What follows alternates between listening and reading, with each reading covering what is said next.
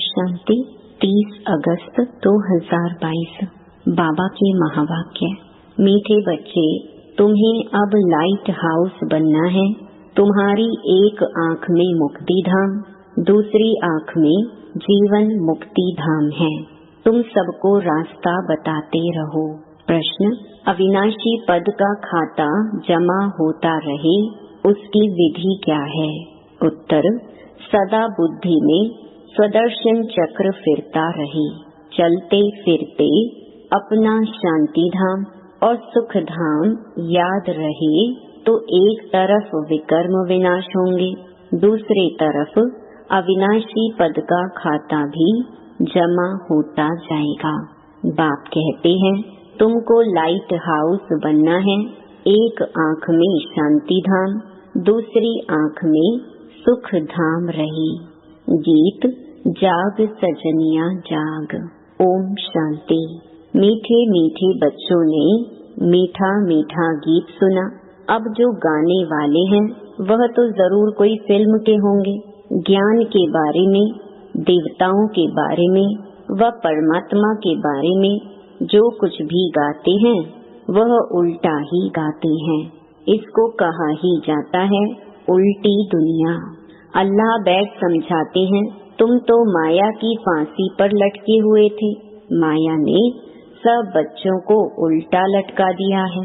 बाप आकर बच्चों को सुल्टा बनाते हैं। गीत कितना अच्छा है। यह कौन कहते हैं जाग सजनिया, और तो कोई कह न सके। सारी दुनिया की सजनियों के लिए जाग सजनिया अब नवयुग आया। दुनिया में कोई ऐसा मनुष्य नहीं होगा जो यह जानता हो। माया ऐसी है जो कितना भी समझाओ तो भी समझते नहीं है।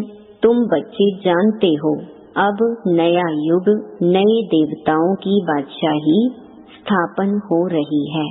यह भी समझते हो कलयुग के बाद जरूर सतयुग आना है। तो इससे सिद्ध होता है कि भगवान को भक्तों के पास आना ही है। भगत चाहते भी हैं भगवान से मिले, तो समझना चाहिए कि भगवान बरोबर आएगा। आधा कल्प भगत तड़पते हैं तो कुछ तो देंगे ना। भगत जानते हैं भगवान जीवन मुक्ति देते हैं। वह पतित पावन ही सबको पावन बनाएंगे। तुम बच्चे जान गए हो सब आत्माएं पावन कब बनती हैं? सतयुग में तुम पावन रहते हो, बाकी सब आत्माएं निर्वाण धाम में रहती हैं। तुम पावन युग में आते हो। निर्वाण धाम को युग नहीं कहेंगे, वह तो इन युगों से पार है। ऐसी ऐसी बातें तुम बच्चों की बुद्धि में हैं। बरोबर हम परम धाम में रहते हैं। युग यहाँ होते हैं सतयुग, त्रेता, द्वापर, कलयुग। यह नाम ही यहाँ के हैं। विनाश भी गाया हुआ है, त्रिमूर्ति भी दिखाते हैं। वो लोग त्रिमूर्ति के नीचे लिखते हैं सत्यमेव जयते। यह रूहानी गवर्नमेंट है ना। नॉन वायलेंस शक्ति सेना भी गाया हुआ है, परंतु सिर्फ नाम मात्र। तो तुम्हारा भी कोट ऑफ आर्म्स होना चाहिए। तुम ब्रह्मा, विष्णु, शंकर के नीचे लिख सकते हो सत्यमेव जयते। बच्चों की बुद्धि में आना चाहिए कि हम पांडव गवर्नमेंट के बच्चे हैं। प्रजा अपने को बच्चा ही समझती है, तो यह बुद्धि में आना चाहिए कि कैसे कोट ऑफ आर्म्स बनाएं। यह है ही ब्लाइंड फेथ की दुनिया। जो देखते रहेंगे सबको भगवान कहते रहेंगे, तो अंधश्रद्धा हुई ना। कण कण में भगवान कह देते हैं। वास्तव में जो भी मनुष्य मात्र हैं सबका पार्ट अलग अलग है। आत्मा शरीर धारण कर पार्ट बजाती है। ऐसे थोड़े ही कह देंगे कि सब भगवान ही भगवान हैं। तो क्या भगवान ही लड़ते झगड़ते रहते हैं? यह तो है 100% अंधश्रद्धा। नया मकान बनता है तो कहेंगे 100% नया, पुराने को कहेंगे 100% पुराना। नया भी भारत था, अब तो पुरानी दुनिया है। कितने अनेक धर्म हैं, रात दिन का फर्क है ना। जरूर सतयुग में सुख ही सुख था, देवताएं राज्य करते थे। अभी तो इस पुरानी दुनिया में दुख ही दुख है। अभी कितना दुख होता है सो तुम आगे चल देखेंगे। गाया हुआ है मेरुआ मौत मलुका शिकार। उन्होंने सिर्फ लिख दिया है, समझते कुछ भी नहीं। मनुष्यों को मारने में किसको तरस थोड़ी आता है। ऐसे ही कोई कुछ कर दे तो पुलिस केस कर दे। यह देखो कितने बॉम्ब आदि बनाकर एक दो को मारते रहते हैं। रोज लिखते रहते हैं फलाने फलाने स्थान पर इतने मरे, उन्हों पर केस करे। यह किसकी बुद्धि में भी नहीं है। अभी तुम जानते हो यह है पुरानी पाप की दुनिया। सतयुग है नई दुनिया। सतयुग त्रेता में कोई किसको दुख नहीं देते। नाम ही है स्वर्ग, हेवन, बहिष्ट। हिस्ट्री में भी पढ़ते हैं, वहाँ तो अथाह धन था जो मंदिरों से भी लूट कर ले गए हैं। तो जिन्होंने मंदिर बनाए होंगे वह कितने धनवान होंगे। सोने की द्वारिका दिखाते हैं ना, कहती हैं समुद्र के नीचे चली गई। यह तो तुम समझते हो ड्रामा का चक्र कैसे फिरता है। सतयुग नीचे हो, कलयुग ऊपर आ जाता है। यह चक्र फिरता है। चक्र का ज्ञान भी तुमको है। चक्र भी बहुत लोग बनाते हैं, परंतु आयु का किसको पता नहीं है। रियल चक्र तो कोई बता न सके। तुम्हारी बुद्धि में सारा चक्र है, इसलिए कहा जाता है स्वदर्शन चक्र फिराते रहो तो तुम्हारे विकर्म विनाश होंगे। यह है ज्ञान की बात। तुम जानते हो हम स्वदर्शन चक्र फिराते रहते हैं, इससे हमारे विकर्म विनाश होते जाएंगे और दूसरे तरफ अविनाशी पद का खाता जमा होता जाएगा। फिर भी कहते हैं कि हम स्वदर्शन चक्र घुमाना भूल जाते हैं। बाप कहते हैं तुमको लाइट हाउस बनना है। लाइट हाउस रास्ता दिखाते हैं ना। तुम्हारी एक आंख में शांति धाम और एक आंख में सुख धाम है। दुख धाम में तो बैठे हो, तुम लाइट हाउस हो ना। तुम्हारा मंत्र ही है मन मना भव मध्याजी भव, शांति धाम और सुख धाम। ऐसी अवस्था में बैठे बैठे किसको साक्षात्कार हो सकता है। कोई सामने आते ही साक्षात्कार कर सकते हैं। हमारा काम ही है यहाँ, वहाँ तो कुछ है नहीं। तो तुम बच्चों को अब यह प्रैक्टिस करनी है। हम रास्ता बताने वाले लाइट हाउस हैं और अभी खड़े हैं दुख धाम में। यह तो सहज है ना। लाइट हाउस व स्वदर्शन चक्र बात तो एक ही है, परंतु इसमें चक्कर में डिटेल आता है। उसमें सिर्फ दो बातें हैं, सुख धाम और शांति धाम। अल्फ मुक्ति धाम, बे जीवन मुक्ति धाम। कितना सहज है। जहाँ से हम आत्माएं आती हैं वह है शांति धाम। साइंस को जानने वाले या नेचर को मानने वाले इन बातों को नहीं समझेंगे, बाकी देवताओं को मानने वाले समझेंगे। लक्ष्मी नारायण के मंदिर में जाना तो बहुत अच्छा है। देखो यह सुख धाम सतयुग के मालिक थे ना, अभी तो है कलयुग। थे तो वह भी मनुष्य। लक्ष्मी नारायण का राज्य था ना। कब गीता सुनी है लक्ष्मी नारायण के व राधे कृष्ण के मंदिर में जो आते हैं वह गीता भी सुनते होंगे। जिनका कृष्ण में प्यार होगा उनका गीता में भी प्यार होगा। लक्ष्मी नारायण के मंदिर में जाने वाले होंगे तो उन्हों को गीता इतनी ख्याल में नहीं आएगी। लक्ष्मी नारायण के लिए समझते हैं वह तो वैकुंठ में थे, अभी तो नरक है। बाप आते ही हैं नरक में, आकर स्वर्ग की स्थापना करते हैं। बाप कहते हैं मुझे याद करो और सुख धाम शांति धाम को याद करो तो बेड़ा पार हो जाएगा। पहले तो जरूर घर जाना है। अच्छा कोई श्री कृष्ण को मानने वाला है, बोलो कृष्ण तो सतयुग में था ना। नई दुनिया को याद करो, इस पुरानी दुनिया से नाता तोड़ो। पवित्र भी जरूर बनना है, वहाँ कोई अपवित्रता होती नहीं। किसी भी प्रकार की युक्तियाँ रचनी चाहिए। बच्चे लिखते हैं सर्विस कम है, ठंडाई है। बाप कहते हैं ठंडाई बच्चों की है, सेवा तो बहुत हो सकती है, मंदिर कितने ढेर हैं। बाप कहते हैं मेरे भक्तों को ज्ञान दो, तुम भी भगत थे ना, अब श्री कृष्णपुरी का मालिक बनते हो। कृष्णपुरी वैकुंठ को याद करेंगे, वैकुंठ राम राज्य को नहीं कहेंगे, लक्ष्मी नारायण के राज्य को ही वैकुंठ कहेंगे।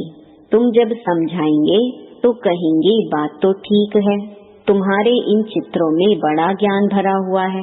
जो ध्यान से इन चित्रों को देखेगा तो झट नमस्कार करेगा, तुमको नहीं करेगा।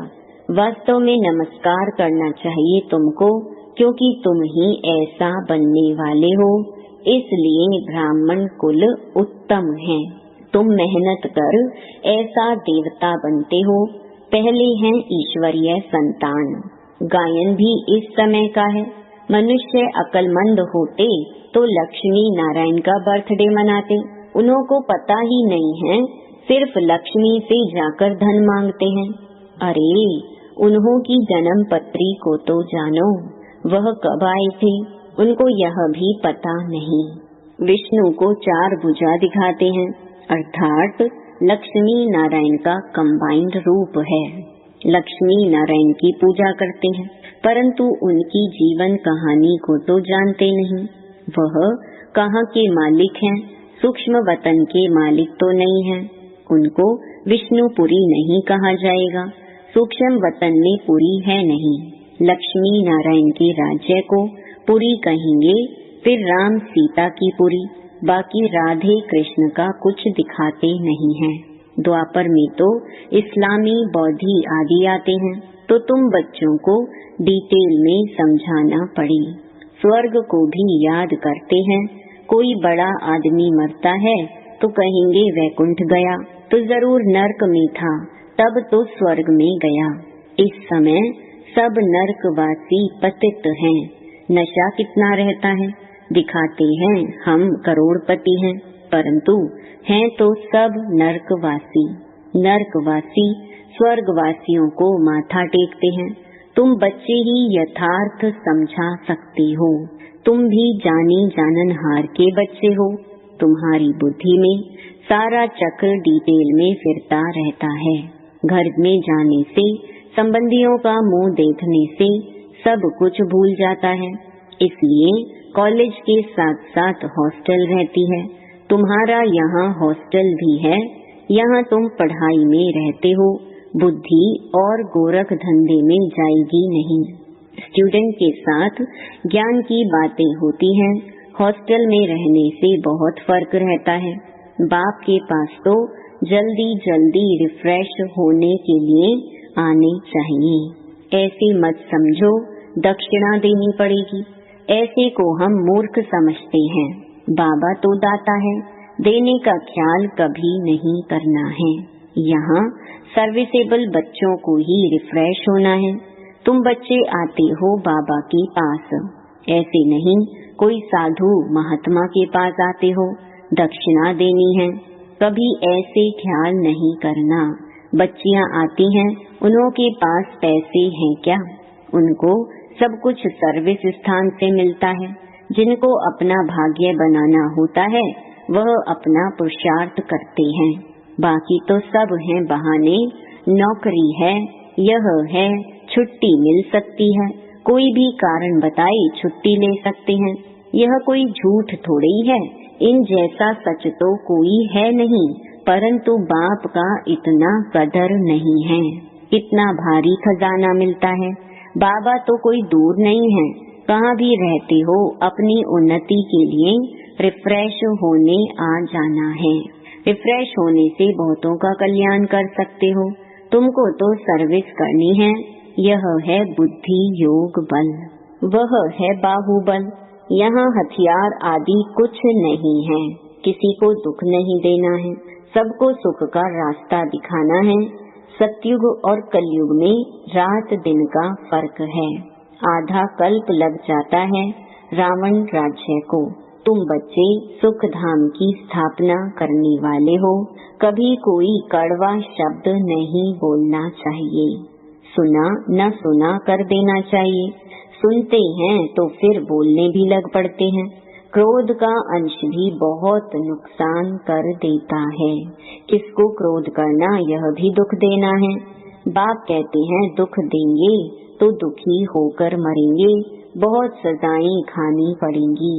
अच्छा, मीठे मीठे सिके लगे बच्चों प्रति माता पिता बाप दादा का याद प्यार और गुड मॉर्निंग। रूहानी बाप की रूहानी बच्चों को नमस्ते। धारणा के लिए मुख्य सार। पहला, बाप का व पढ़ाई का कदर रखना है। समय प्रति समय स्वयं को रिफ्रेश करने की युक्तियाँ निकालनी हैं। बहुतों के कल्याण के निमित्त बनना है। दूसरा, आपस में ज्ञान की ही बातें करनी है। क्रोध का अंश भी निकाल देना है। कोई कड़वा शब्द बोले तो सुना न सुना कर देना है। वरदान, परवश आत्माओं को रहम के शीतल जल द्वारा वरदान देने वाले वरदानी मूर्त भव। यदि कोई क्रोध अग्नि में जलता हुआ आपके सामने आए तो उसे परवश समझ अपने रहम के शीतल जल द्वारा वरदान दो। तेल के छींटे नहीं डालो। अगर किसी के प्रति क्रोध की भावना भी रखी तो तेल के छींटे डाले। इसलिए वरदानी मूर्त बन सहनशीलता की शक्ति का वरदान दो। जब अभी चैतन्य में यह संस्कार भरेंगे तब जड़ चित्रों द्वारा भी वरदानी मूर्त बनेंगे। स्लोगन, परमात्मा मिलन मेले की मौज में रहो तो माया के झमेले समाप्त हो जाएंगे। ओम शांति।